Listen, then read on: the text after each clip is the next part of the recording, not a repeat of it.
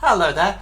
Today's lesson really is about the una corda pedal, or the soft pedal. That is the pedal on the left of the piano as you're facing it. So usually as pianists we're very well accustomed to using the pedal on the right. That is the sustain pedal. It turns this into this. But if I did the same thing with the una corda pedal, at first hearing you might go, well, that doesn't sound any different. I'd go, and then I'd put the pedal on, and it sounds exactly the same.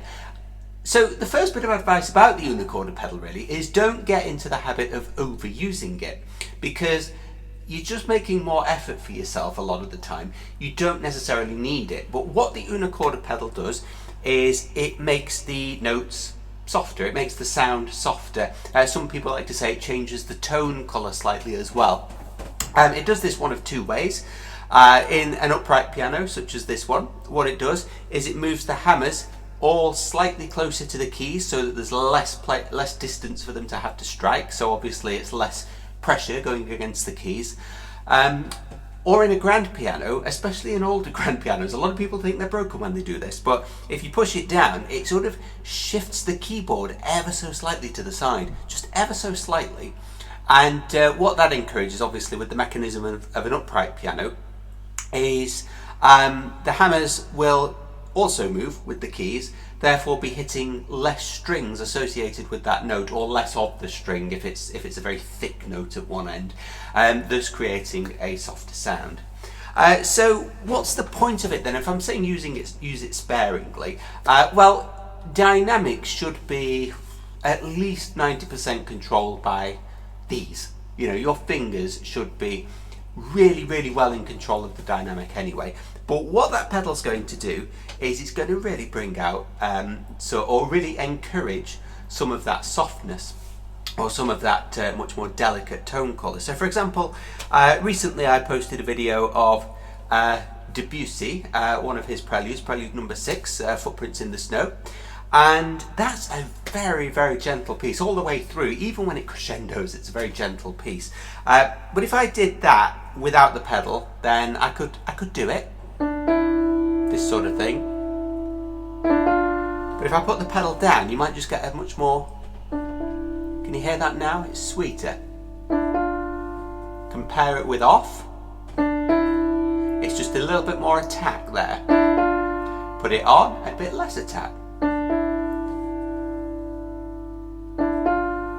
And it just encourages really that little change. And the good thing, compared to the sustain pedal, the good thing about the una corda pedal is you can just leave it down. I mean, there's no sort of, it's not going to create a drastic difference if you pick it up at the slightly wrong time. Not most of the time, it's not anyway. I mean, don't blame me if you have a mishap with it, but that's just an example there of a very basic thing. But where it really comes into its element, I think, is where you've got voicing in a piece of music. So for example, in Chopin's ballad, you want to sort of get this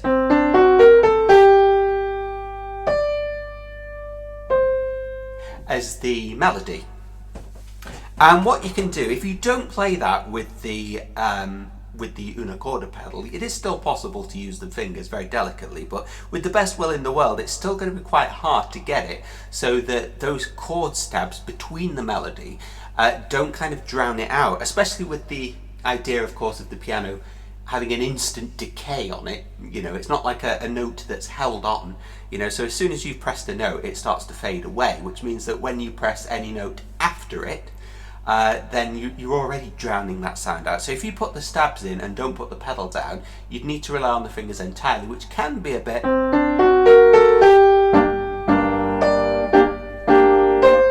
like that. It still sounds very nice, obviously. But if I put the pedal down, just put a little bit more effort onto the actual melody, just bash it out just ever so slightly more, and I get.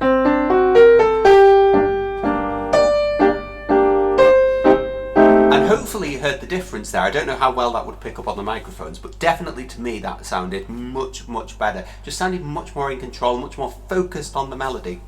So don't get into the habit of using the una corda left soft pedal, whatever you want to call it.